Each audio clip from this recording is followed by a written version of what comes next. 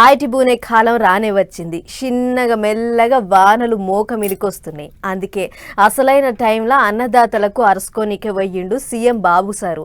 భూమి పట్టాలు పంచిపెట్టనీకి పోయిన ముఖ్యమంత్రి రాయితన్నలతోని గట్టినే మాట ముచ్చట చేసిండు. మరిగా ఏమేం నడిచింది, ఏం కథ చూడాలి కదా. చలో పండ్రి.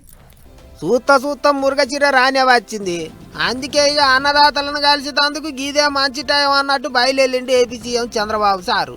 పశ్చిమ గోదావరి జిల్లా పెనుగొండ దిక్కున్న సిద్ధాంతమైన ఊరికి పోయిండు సారు. రైతులకు కొత్త పట్టాదారు పాస్బుక్లు పంచిపెట్టిండు. ఇక మీటింగుల లీడర్ సాగులను గట్టిగానే మెచ్చుకుండు పెద్ద సారు. అందరికంటే ఎక్కువ నిమ్మల సారుకు ఎక్కువ మార్కులు వేసిండు.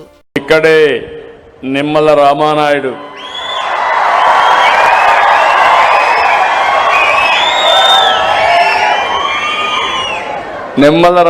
మీరు చూస్తే మామూలు ఎన్ని పదవులు వచ్చినా ఎల్లో షర్ట్ మాత్రం వదిలిపెట్టాడు. పెళ్ళప్పుడు కూడా ఎల్లో షర్టే ఉంటుంది.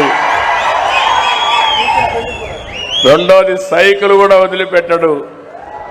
ఎక్కడికి పోవాలన్నా కారులో పోయే అవకాశం ఉన్నా సైకిల్ మీద తిరుగుతూ సామాన్య ప్రజల్లో ఒక్కడుగా నిరంతరం పనిచేస్తున్నటువంటి రామానాయుడు గారు.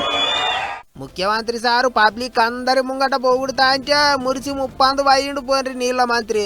ఇక అది అట్లుంటే పట్టాలు పంచిపెట్టుడు ఒడిచినాక పాత సర్కారులకు గట్టిగానే సూటి పెట్టిండు పెద్ద సారు.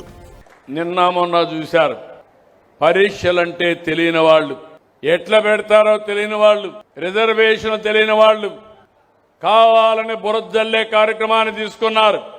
నేను ఒకటే చెప్తున్నా, నేను ముఖ్యమంత్రిగా ఉన్నంత వరకు ఎవడైనా తోక తిప్పి ఎక్కడైనా తప్పు చేసి నడి బజార్లో నిలబెడతాను తప్ప ఎవరిని వదిలిపెట్టనని మరొకసారి మీ అందరికీ హామీ ఇస్తున్నా.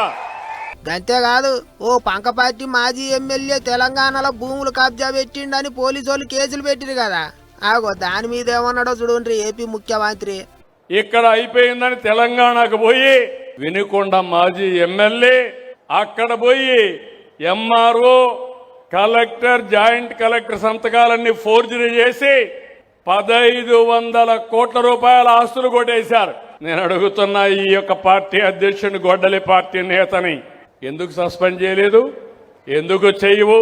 గిట్లా ఓ దిక్కు పబ్లిక్ ను దిల్కు చేస్తాడు, ఇంకో దిక్కు పాత సర్కారులకు సురుకులు పెడతాడు. మంచి రువ్వడి మీద ఉరుకులాడుతాడు పెద్ద సారు.